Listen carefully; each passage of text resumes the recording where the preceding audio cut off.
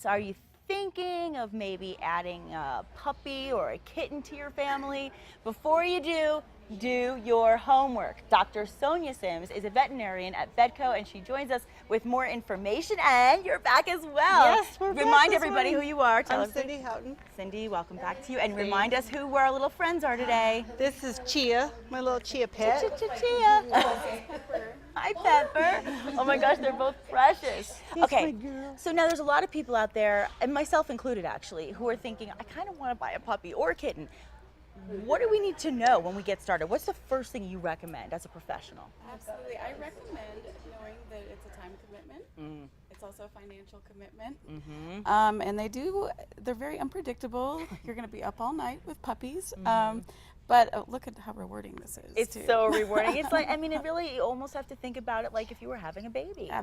Yes, exactly. It's the up all night, but it's more than worth it. And it's nurturing, and it's taking care of your pets, and it, like you said, a financial responsibility. So before you get into that situation, you really want to know ahead that you can afford to do so, right? Because otherwise, you're not really being fair to the pet themselves. So when you're deciding that you're going to do this, you've made that decision, then you also obviously want to take care of them medically. So when should they get their shots? What's the way you do this usually? Yeah, so they can begin getting their vaccines between 6 and 8 weeks of age. Okay. Usually recommend 8 weeks unless you don't know whether they were with their mother long enough to nurse. So then we'll start at 6 weeks for that. So beginning at 8 weeks, and then it's every 3 to 4 weeks up until 16 weeks of age. Okay.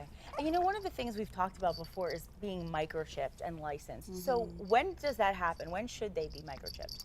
So the licensing in the city of Albuquerque, which is also going to be the same with Bernalillo County here soon, they are required to be spayed or neutered, have their microchip, and also a rabies vaccine. So they get the rabies vaccine at 16 weeks of age.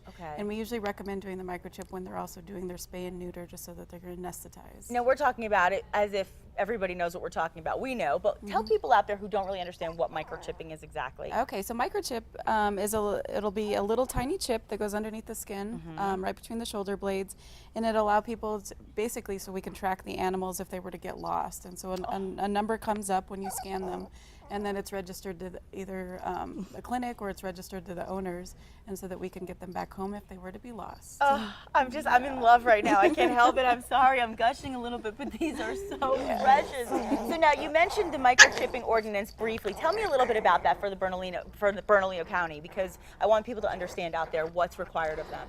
It's been a city ordinance for several years. Now it just became a county ordinance this week. Okay. Oh, And this week? This Very week, recently. just yesterday, in fact. Okay. And your pet has to be microchipped in order to be licensed and to be legal. You have to get the microchip. So we're trying to help people out with that, keeping the stuff low cost, and we're offering that right now. If you send them over, we'll give them to them for $26. Oh, wow. Okay, so you're watching now. Take that note and really do it, because you don't have a choice. It has to be done. And you mentioned also being to be spayed or neutered. So how soon should that happen? Yeah, so we usually do the spay and neuter with the last set of vaccines at the 16-week mark, so that's 4 months old.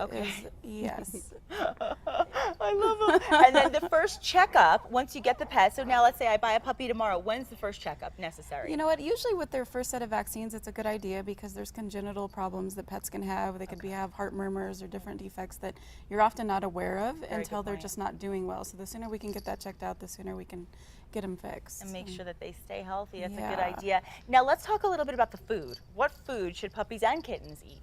What's appropriate? Yeah, I think any reputable brand, whether it be Purina, Pedigree, as long as it's a puppy food, because they have a higher nutrient requirement. Okay. So as long as it's the puppy formulation.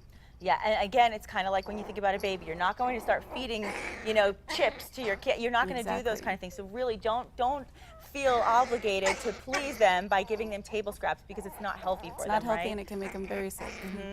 Listen to you. Are you trying to get a little We're having attention? a good time It's this okay. morning. We love you. Oh my gosh, I can't take this. How can our viewers contact Vetco for the first checkup and for other information?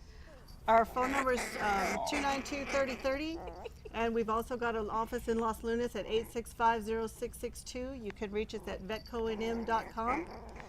Go onto the website. We've got some coupons on there for vaccinating and all that good stuff. And we try really hard to take care of your pets at a low cost so that you can you know, people can afford it. We So, appreciate that. Keeping it affordable and bringing a new love into your life, and they are so precious. Thank you both so much. We appreciate it. You're a funny little one.